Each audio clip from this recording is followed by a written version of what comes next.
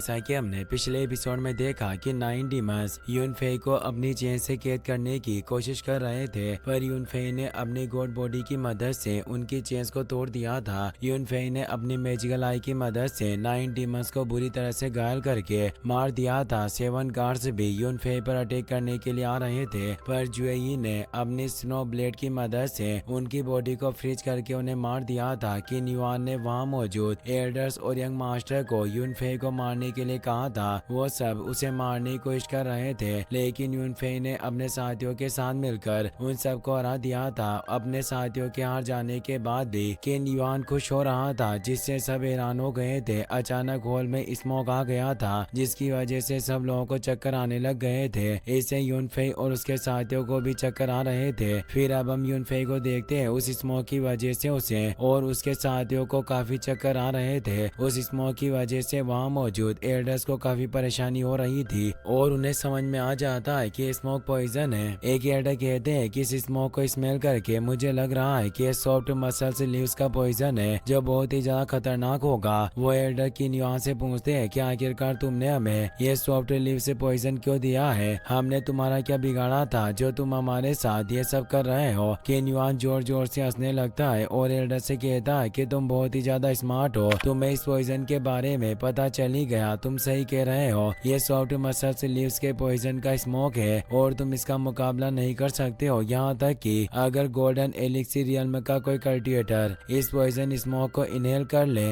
तो वो भी इससे बच नहीं पाएगा और उसकी टेंडेंस डिस्ट्रॉय हो जाएगी, जिसकी वजह से वो किसी भी काम का नहीं रहेगा और मैजिक का यूज भी नहीं कर पाएगा। इसके अलावा मैंने चू तियानजिंग और किंग यू को भी यही पॉइजन दिया था, जिसकी वजह से वो कमजोर हो गए और असेसियन ने उन्हें मार दिया। ये बात सुनकर सब लोग चौंक जाते हैं। एक यंग मास्टर कहता है कि इसका मतलब तुमने सच में ची तियानजिंग और किंग यू को मार दिया था। अब तुम हमें भी मारने वाले हो ताकि किसी को भी तुम्हारे इस काम के बारे में पता ना चले। दूसरा यंग मास्टर की युआन से कहता है कि हमने तुमसे कोई भी प्रॉब्लम नहीं है और हम किसी को भी तुम्हारे बारे में नहीं बताएंगे। तुम बस हमें पॉइजन का एंटीडोट दे दो और यहाँ से जिंदा जाने दो, हम कभी भी तुम्हारे रास्ते में नहीं आएंगे। ये सुनकर किन युआन हंसने लगता है। वो कहता है कि क्या तुम्हें मैं इतना ज्यादा बेवकूफ लगता हूँ जो तुम्हें इतनी आसानी से यहाँ से जाने दूंगा? मुझे इतने वक्त बाद अपना काम पूरा करने का वक्त मिला है, तो आखिरकार मैं इस मौके को कैसे जाने दे सकता हूँ? अभी तुम लोग मेरे बारे में किसी को भी बताने से मना कर रहे हो, पर मैं जानता हूँ कि तुम ऐसा नहीं करोगे। यहाँ से बाहर जाते ही तुम पूरे एम्पायर को मेरे बारे में बता दोगे और उनके साथ मिलकर मुझ पर अटैक कर दोगे। मैं इतनी बड़ी बेवकूफी नहीं कर सकता हूँ। एक एल्डर कहते हैं क्या मुझे समझ में आ रहा है कि इसने हम सबको कैद करके क्यों रखा हुआ है? क्योंकि हम सबको मारकर सुप्रीम मास्टर बनना चाहता है। ये हमें मारकर अपना कंपटीशन खत्म करना चाहता है। ये बात सुनकर सारे एल्डर्स और यंग मास्टर हैरान हो जाते हैं। किन युआन कहता है कि 7 साल पहले चू तियानजिंग के मरने के बाद में आसानी से सुप्रीम मास्टर बन सकता था, पर यूनफे यहाँ से भाग गया, जिस वजह से मैं अपना काम पूरा नहीं कर पाया।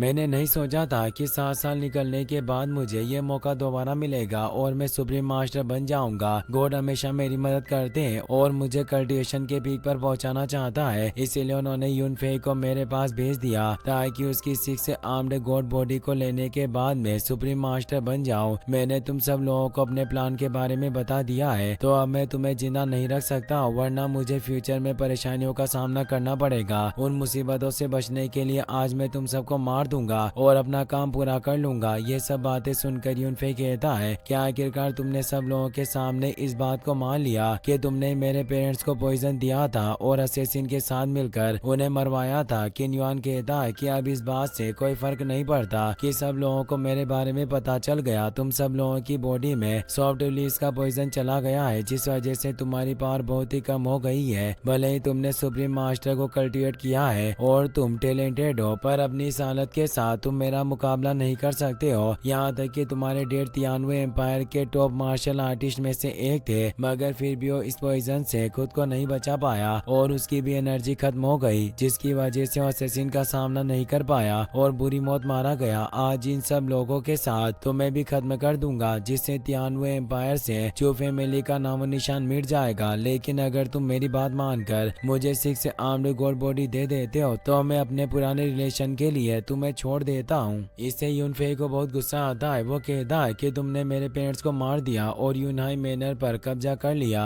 अब तुम मुझे भी मारने वाले हो और फिर भी मुझे अपना साथ देने के लिए कह रहे हो। क्या तुम्हें सच में ऐसा लगता है कि मैं तुम्हारी इन बातों में आ जाऊंगा और तुम्हारा साथ दूंगा? तुम कितनी भी कोशिश कर लो पर मैं तुम्हारा साथ नहीं दूंगा और तुम्हें मार कर रहूंगा। इससे किन युआन को काफी गुस्सा आता है। वो कहता है कि तुम बहुत ही ज्यादा जिद्दी हो, शायद अब मुझे तुम्हें मार कर ही गॉड बॉडी लेनी होगी। ये कहकर अपने फ्लेम लाइन पाम से यूनफे पर अटैक करने लगता है। उसे देखकर एक एल्डर कहते हैं कि किन युआन ने बहुत ही अच्छा प्लान बनाया था और हम बेवकूफ थे जो उसके जाल में फंस गए। हमने यूनफे को धोखेबाज समझकर बहुत बड़ी गलती की और अब हम सब मरने वाले हैं। एक यंग मास्टर कहता है कि मुझे इस वर्ल्ड के बारे में कुछ भी समझ में नहीं आता है। लोग कहते हैं कि अच्छे काम करने से हमारे साथ अच्छा होता है पर अच्छे लोगों के साथ कभी भी अच्छा नहीं होता। आखिरकार हमेशा इविलनेस हजारों साल तक जिंदा क्यों रहती है जबकि ट्रूथ 100 सालों में खत्म हो जाता है। तभी वू चेन अपनी गोल्डन बुद्धा बॉडी को एक्टिवेट कर लेता है और अपने किंग कॉन्ग डेविल पाम से किन युआन के अटैक को रोकता है, जिससे वहाँ एक ब्लास्ट होता है। उस ब्लास्ट की वजह से किन युआन दूर जाकर गिरता है जिससे वो बुरी तरह से घायल हो जाता है। यूनफे और जुए